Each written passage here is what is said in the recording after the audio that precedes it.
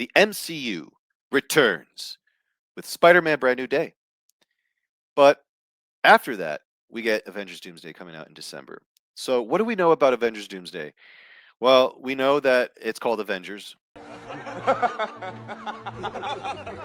We know that Robert Downey Jr. plays Doctor Doom. People from Thunderbolts and the other Marvel Phase 5, I think. I don't even know anymore.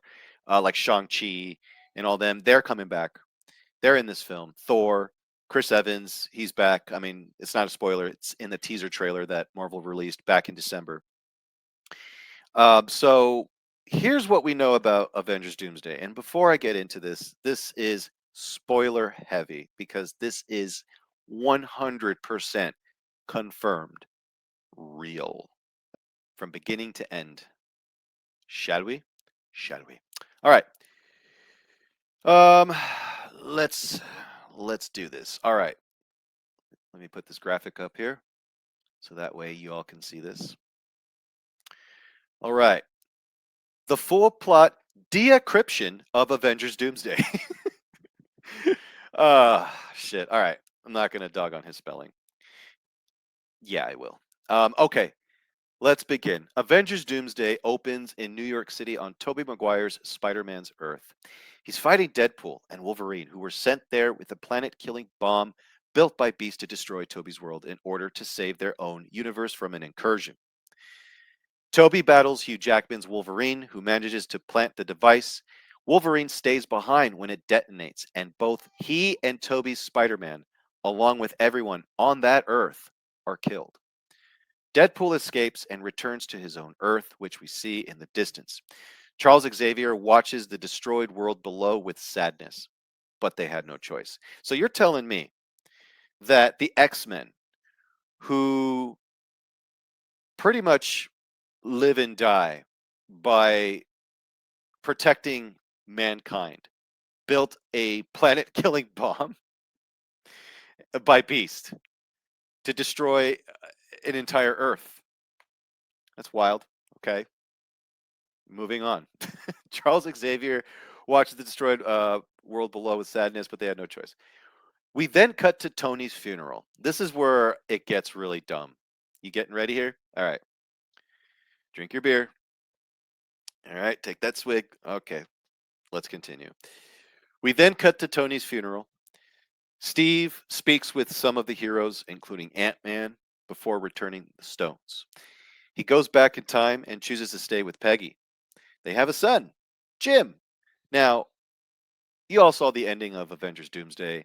It's very stupid that he would go back in time to return the stones, then stay with Peggy. I mean, look, she's fine as hell. I get it. I don't blame him. God, she is so fine.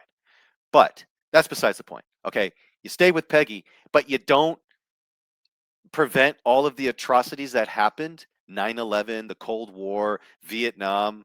Nah, really? Okay, that's stupid. But here's where it even gets dumber. And this is where I feel like they're trying to fix the problem, but they just made it worse. One day, Loki visits them. This is before the Loki season 2 finale. He tells Steve about the TVA and warns him that they will soon prune his timeline because Steve was never meant to live there or have a son. Loki offers them a way out. He could take them to a universe where they don't exist and can live in peace. The Fantastic Fours. Uh, Fantastic Four universe. Before leaving, Loki gives Steve a special card to contact him.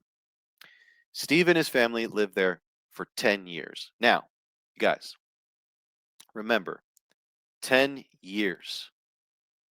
Okay? That's a long time. All right. There's a point to that. So let's move on. We then see Dr. Doom. Dr. Doom visiting Sue and Franklin. They clearly know each other. Doom says he has to come speak with Reed. He warns him about the incursions and reveals their universe is next. He proposes a plan, but they must travel with him to Earth 616. Doom also asks Reed whether it's possible someone from another universe is living in theirs. They scan the planet and discover an anomaly. Steve and his family. So you're telling me for 10 years, this guy, this scientist, learned that Steve Rogers is there, and you pull out a little hickey dude to scan the planet, and all of a sudden you just found him and his family.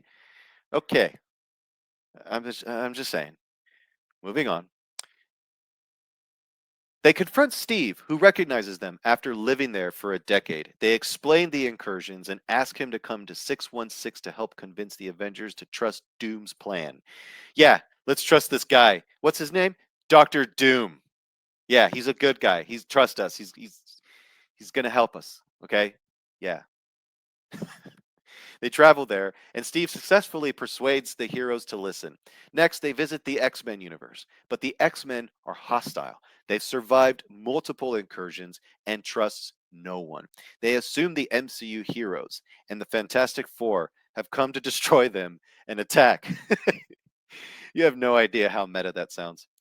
Reed and Doom explains their solution to build massive cannons on each Earth that will permanently separate the universes and stop the incursions. Oh man, let's wow. Okay. Massive cannons. They will split into teams and each one will go to another Earth to place a cannon there. Meanwhile, Steve tells Thor he met a Loki who is still alive. Thor Thor asks Steve to take him to him. Take him to him. Sorry, my just yeah. I just boomered there for a minute. Using Loki's card, they locate the TVA, but when they arrive, everyone is dead, and Loki has had his heart ripped out. They realize Doom is responsible. Steve goes back to confront Doom, who reveals his true plan to allow the incursions to happen so he could rebuild the multiverse in his own image and resurrect his dead family. He takes Steve to his castle in Latveria on his Earth. There, Steve must meets Doom's followers, masked witches. One of them impersonates Peggy to manipulate him.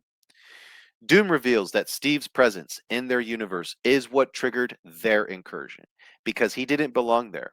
It also led to the death of Doom's family. Doom became obsessed with stopping the incursion, conducting dangerous experiments, one of which failed, killing his family and leaving him disfigured, forcing him to wear the armor and mask. As revenge, Doom kills Steve's son in front of him. Oh, wow. I bet you if it was a daughter, she wouldn't die. Anyway, Doom announces that the Avengers are coming, and Latveria prepares for war. The Fantastic Four, the Avengers, and the X-Men unite and march on Latveria. Latveria. Am I even saying that fucking correctly? I don't know. Thor prays to Odin, who sends an army from Valhalla to join the battle. A massive war erupts as the Earth begins to collide. Earth are eventually the universes crash into each other and are destroyed, killing everyone. Everyone except Doom. It's revealed that he stole Loki's power. Using them, he creates Battleworld, resurrects everyone, and erases their memories. They believe Battleworld is all that has ever existed. We see them living new lives in this false reality. Doom sits on his throne as the Emperor of Battleworld. The end.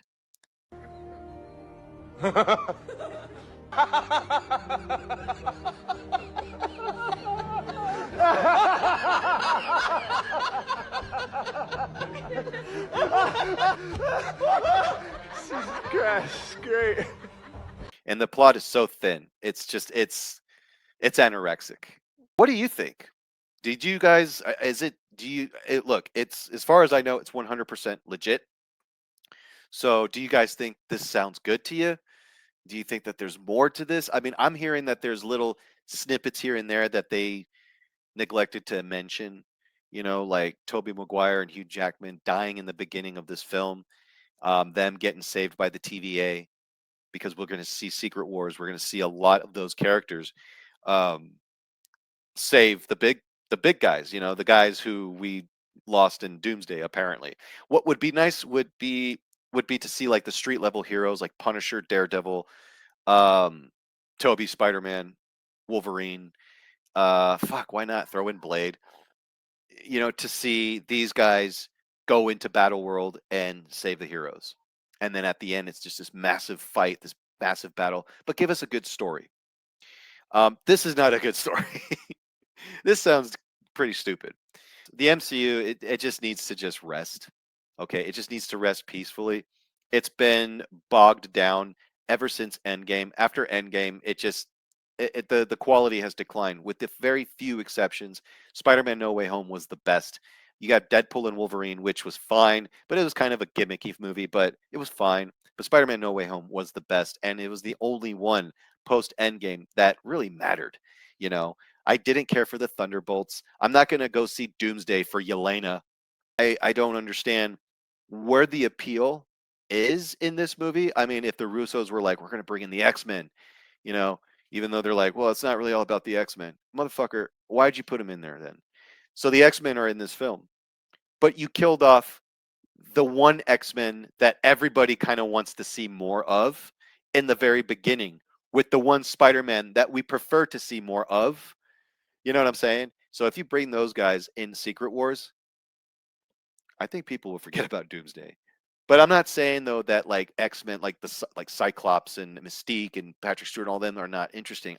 I'm so glad that they're back and they get to have their due here, and hopefully they give Cyclops some justice, make him the leader of the X-Men, give him the role that he deserved since 2000.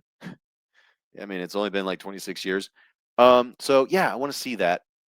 I want to see Magneto again. I'd love to see these guys again, but I want to see them in a good movie. What do you guys think? Go ahead, comment below. Tell me what you guys think.